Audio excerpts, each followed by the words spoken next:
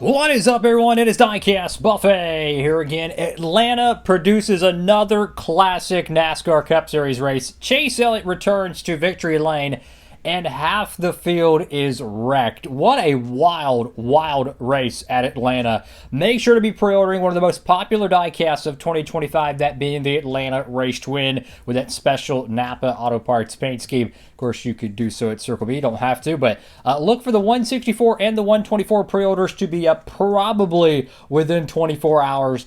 Tap into that, and they're going to be offering the clean version of that paint scheme as well. Wow, a lot to talk about here.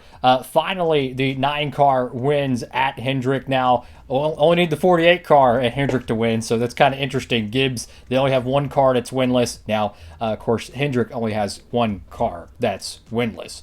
What a crazy, crazy classic Atlanta race. And I waited 2 years for this. Wanna know why? Because in 2023, they had the night race at Atlanta. It was scheduled to be a night race. And the racing was insane, and then rain came through.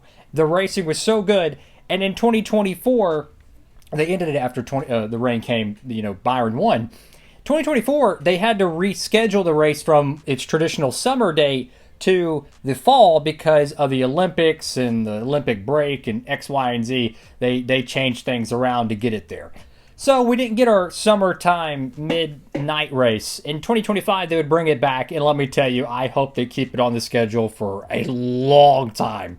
What a classic, man. The next gen racing at Atlanta is just amazing. Look, it doesn't matter who's going to win this race or who would have won this race. It could have been anybody in the field, and I'd be saying this. I hope they add more super speedways. I know. It's not exactly the most popular opinion. We respect everyone's opinions on this channel.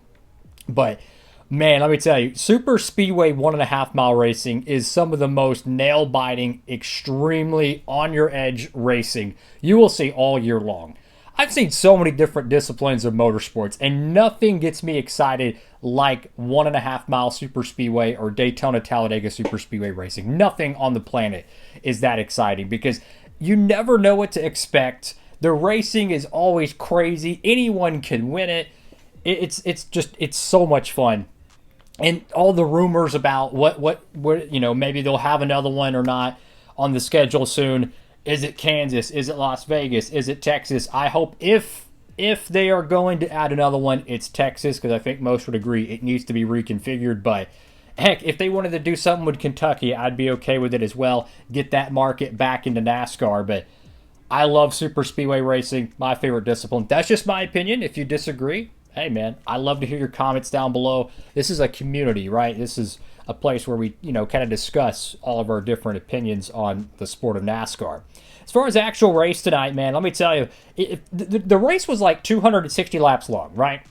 Someone didn't tell the drivers that because they were racing aggressive literally 90% of this race. If you were to just blur out where the lap counter is and just ignore what time of day it was, you would have thought it was the last lap. I mean, my goodness, every single driver just throwing haymakers all night long. It's just insane. They had I think it was a 23-car pileup at Atlanta. It was bananas, man. I love it. It was probably the best Atlanta race. Is it better than the 500-mile one they ran in 2022? I don't know. I'm a fan of more of an endurance stock car racing, and this one felt like an endurance, man. Just tons of crashes, hard racing, and no lollygagging. They weren't just riding around like a lot of people. They've been very critical of the current day Daytona and Talladega packages because the drivers will ride around and save fuel. You can't save fuel at Atlanta. You can't just ride around and do nothing and just watch your mirror. You have to dodge and duck every single lap trying to block runs. It is so much fun, man. And I really, really hope people kind of understand that this style of racing, there's no guarantee it's going to work this good in the next generation car. Why? Because in short, if you look at the Xfinity and Truck Series, the style of racing at Atlanta is so different than the Cup Series. Why? Because the Cup Series car can run side by side very, very easily. We see this all the time at like Nashville and Richmond and Martinsville, tracks that you might not, traditionally think could run side by side. So what I'm trying to say is, in the future, whenever the next generation car comes, or maybe they make a drastic change to the aero package of the Gen 7 car, we may never see racing like this again at 1.5 miles. Compare it mostly to the tandem draft era. A lot of people loved it. A lot of people didn't love it. And it seemed like they wanted it gone pretty quickly. I loved it. I thought it was fun.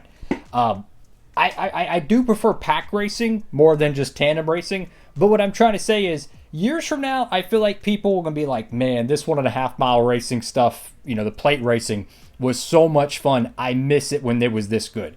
So just enjoy what you're watching is what I'm trying to say, because there's no guarantee they'll be able to replicate this in the future with different aero packages, because for a kind of a dumb analogy, they basically drove a car off a cliff and landed near buried treasure with the next-gen car, with the first race with the next-gen at Atlanta being the super speedway. It was just instant classic. So as far as the whole race goes, half the field wrecked early on, and it was about like lap 50, lap 60, lap 70. I mean, it felt like a 500-mile race in a good way. I love the 500-mile events. So half the field's knocked out, a ton of the heavy hitters are gone, and it quickly became a race of, wow, we could get an upset winner. We saw cats like Riley Herbst, Ty Gibbs, Zane Smith. Not that Brad would be an upset, but let's just be honest, he's won one race in the last 3 years, right? So this would be kind of a upset in that regard, especially where he's at in points. Then you have Ryan Preece, Chris Buescher, a bunch of guys that could lock themselves in to the playoffs. And then, of course, Chase Elliott winning locks himself into the playoffs. This was an opportunity for a lot of drivers, and I think Stenhouse, man, he kind of sold it right there. He should have, I don't know what he could have done different, but man, this would have been a golden opportunity for Hayek Motorsports to win. So they're just, duking and diving for the rest of the race. It's like 200 laps, it feels like, after the giant crash that took out half of them. Non-stop action. Clearly, you could see why cats say it's the best ticket in NASCAR, or at least one of the best ones. The final lap of the race, though, I will say, though, massive credit to Alex Bowman, okay? If you're a Chase Elliott fan, you need to give credit to Alex Bowman. Here's why. Alex Bowman, if he would have pushed Brad Keselowski at the end, because Chase passed Brad on the last lap, they're going down the back straightaway, Bowman is right behind Brad Keselowski. If he pushes Brad clearly had one of the top 3 cars all night. He's probably going to be side-by-side with Chase Elliott having kind of a gap. Traditionally, if you're out far enough in a plate race, you lose a lot of momentum. Well, guess what? Brad would have been side-by-side with Elliott, and then they would have probably made contact coming to the line. They might have both wrecked, and then Bowman wins. What did Bowman do? He went to pass Brad. He passed him on the back straightaway, attempting to, which killed all the 6 cars' momentum, thus giving the win to Chase. So my point is, Bowman did Hendrick Motorsports a solid. He went to pass Brad to make sure Chase won, in my opinion, instead of him maybe pushing Brad and then trying to go 3 wide. So tip of the cap to Alex Bowman, which, there's a lot of rumors, let's just be honest, about is he going to be around in the coming years at Hendrick Motorsports. I think he deserves the ride. But wow, what a team player right there, honestly. That was kind of like Hendrick Motorsports' version of Chris Buescher, where Buescher was just staying loyal to Brad K all night long, trying to make sure he kept the 6 car up front. Obviously, the 6 car desperately needs a win in terms of points. The 16 or 17 car is in much better shape in terms of points. Fantastic stuff. I hope that they allow another super speedway on the schedule. I just hope it's not Kansas. I hope they don't reconfigure Kansas or Las Vegas or Charlotte. I think Kentucky or Texas. I think Texas would be the best one because it's clearly in need of a reconfiguration. But man, this style of racing, there is no other discipline of motorsports that can compete with that amount of excitement.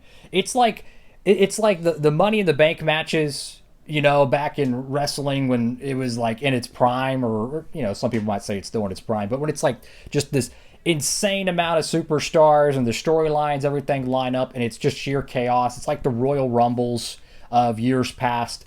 That's what it feels like. It's a spectacle. It feels like an all-time classic event every time they go there. I love it. Super Speedway Racing is my favorite discipline of motorsports, and I'm not just saying this because the cat who won. Hey, my other driver, Larson, hasn't won a plate race in the Cup Series, and he's been running them since Daytona 2014, I think. That was his first Cup plate race. Could be tripping on that. But yeah, Curious what y'all thought? Make sure to comment down below. And if you're kind of out of the loop, well, I've been talking about these new diecasts that were coming in July. Guess what? They actually came in much earlier. They're available right now. A ton of new 164s dropped this week. So if you're curious, because maybe you've noticed there hasn't been any new releases for a month, go to Circle B. There'll be a little button. It has like 3 lines on it. Click on it. You'll have a drop-down menu. Click on New Arrivals. It'll show you all the newest diecasts that just dropped, so you could quickly be up to speed of, oh, you got your Brad Keselowski diecast. You got, your Ryan Blaney's, or Chase Elliott, Kyle Larson, X, Y, and Z. So a bunch of new 164s dropped, likewise 124s as well. We'll be talking about that in an upcoming video, hopefully soon. Some of the new releases. And, of course, some news about the Advent calendar has dropped. I'll be doing a video on that. And I might have another video or two. So we'll be talking a lot of cool stuff upcoming this next week.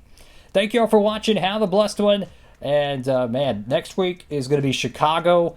I have no idea how that one's going to go. But if it is the final Chicago street course race, enjoy it while it lasts. Diecast Buffet, signing off.